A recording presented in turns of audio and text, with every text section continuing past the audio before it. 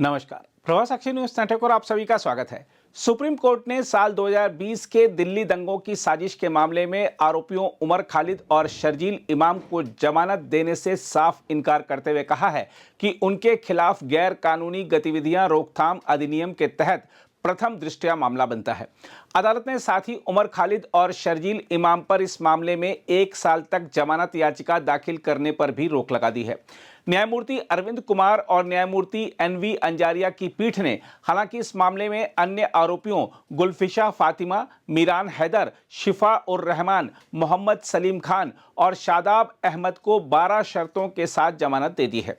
पीठ ने कहा, अदालत इस बात से संतुष्ट है कि अभियोजन पक्ष द्वारा प्रस्तुत सामग्री से याचिकाकर्ताओं उमर खालिद और शर्जील इमाम के खिलाफ प्रथम दृष्टया आरोप सिद्ध होते हैं। इन याचिकाकर्ताओं के संबंध में वैधानिक कसौटी लागू होती है। कार्यवाही के इस चरण में उन्हें जमानत पर रिहा करना उचित नहीं है।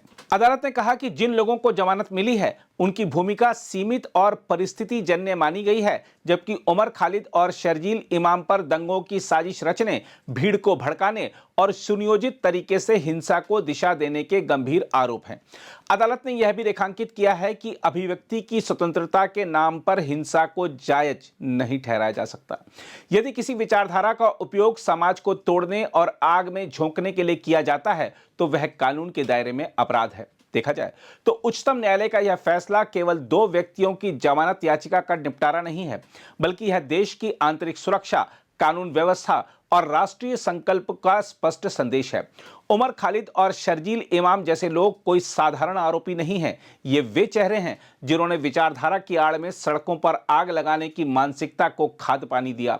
यह बार बार साबित हो चुका है कि दिल्ली दंगे अचानक नहीं भड़के थे। उनके पीछे शब्दों के बारूद, भाषणों की चिंगारी और योजनाबद्ध उकसावे की लंबी तैयारी थी।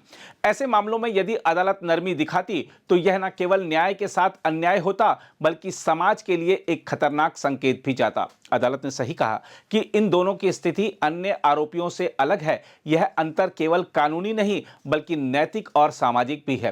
दंगा केवल पत्थर फेंकने से नहीं होता। दंगा उस सोच से पैदा होता है जो समाज को बांटने का काम करती है। जब किसी मंच से यह कहा जाए कि सड़कों पर उतरकर व्यवस्था को जाम कर दो, तब वही शब्द बाद में आग बन जाते हैं। जमानत खारिज करने का फैसला उन सभी लोगों के लिए चेतावनी है जो खुद को एक्टिविस्ट या बुद्धिजीवी बताकर कानून को ठेंगा दिखाना चाहते हैं।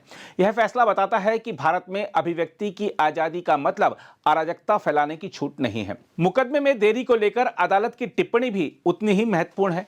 वर्षों से एक तर्क गढ़ लिया गया था कि अगर मुकदमा लंबा चल रहा है तो आरोपी को स्वतः राहत मिलनी चाहिए। यह सोच न्याय व्यवस्था को कमजोर करती है। अगर गंभीर साजिशों में केवल समय के आधार पर जमानत मिलने लगे तो हर देश विरोधी ताकत समय को हथियार बना लेगी। इस फैसले का सबसे बड़ा असर उपद्रवी और दंगाई मानसिकता वाले लोगों पर पड़ेगा।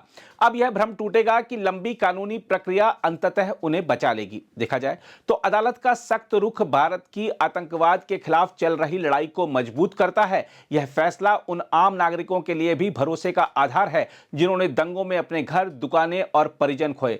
उनके लिए न्याय केवल सजा नहीं बल्कि यह विश्वास है कि सिस्टम उनके साथ खड़ा है।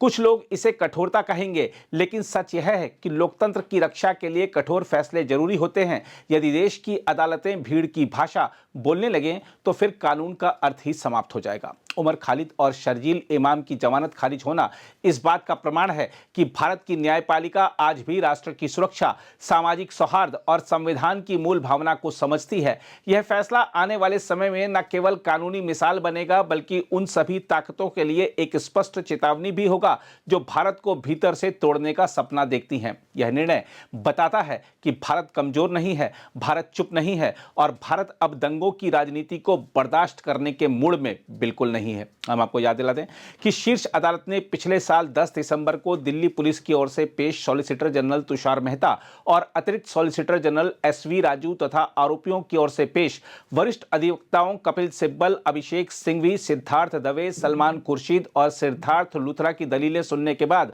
आरोपियों की जमानत याचिकाओं पर अपना फैसला सुरक्षित रख लिया था। हम आपको याद दिला दें कि उमर, शर्जील और अन्य आरोपियों पर फरवरी 2020 में उत्तर पूर्वी दिल्ली में हुए दंगों का मुख्य साजिशकर्ता होने का आरोप है। उनके खिलाफ गैर कानूनी गतिविधियां रोकथाम अधिनियम यूएपीए और भारतीय न्याय संहिता के विभिन्न प्रावधानों के तहत मामला दर्ज किया गया था। बहरहाल आइए देखते हैं इस मामले में आरोपियों के वकील क्या कह रहे हैं। जिन 5 को बेल दी है, हम लोग बहुत खुश हैं उनके लिए कि उनको 5.5 साल के बाद बेल मिली है और जेल से बाहर आने का मौका मिलेगा। जिन 2 लोगों को बेल नहीं मिली है, उमर खालिद और शर्जील इमाम, उनको लिबर्टी दी गई है कि 1 साल बाद वो फिर बेल के लिए अप्लाई कर सकें। और ये भी कहा गया है पुलिस से और ट्रायल कोर्ट से कि केस जल्द से जल्द चलाया जाए। सारे जो अहम गवाह हैं उनको 1 साल के अंदर एग्जामिन किया जाए, और अगर उनको एग्जामिन ना भी कर पाए तब भी ये 1 साल की डेडलाइन जारी रहेगी। देखिए, इंटरप्रिटेशन ऐसे नहीं किया जाता है कोर्ट जजमेंट्स का। जब बेल पे जजमेंट आता है तो कोर्ट उसमें हमेशा कहती है, और इस केस में भी कहा है, कि ये ऑब्जर्वेशन सिर्फ बेल के लिए हैं। इससे ट्रायल पे कोई फर्क नहीं पड़ेगा। बेल देनी है या नहीं देनी है, उस बिना पे उन कॉन्टोर्स में सुप्रीम कोर्ट ने ऑब्जर्वेशन दिए हैं, तो उसके अलावा इस पे कुछ कहना ठीक नहीं होगा। देखिए, आज तो कहा है सुप्रीम कोर्ट ने कि 1 साल उनको वेट करना होगा। अगर पुलिस और प्रोसिक्यूशन पूरे अहम गवाहों को कर लेगी पहले उसके, तो वो पहले भी अप्लाई कर सकते हैं बेल के लिए। लेकिन अगर वो 1 साल तक नहीं कर पाए तो 1 साल के बाद उनको राइट होगा फिर से बेल के लिए रीअप्लाई करने का। अगर आप भी लेना चाहते हैं देश दुनिया की तमाम जानकारी, तो आज ही सब्सक्राइब करें हमारे चैनल को। साथ ही नीचे दिए बेल आइकन को जरूर दबाएं ताकि हर अपडेट आप तक पहुंच सके।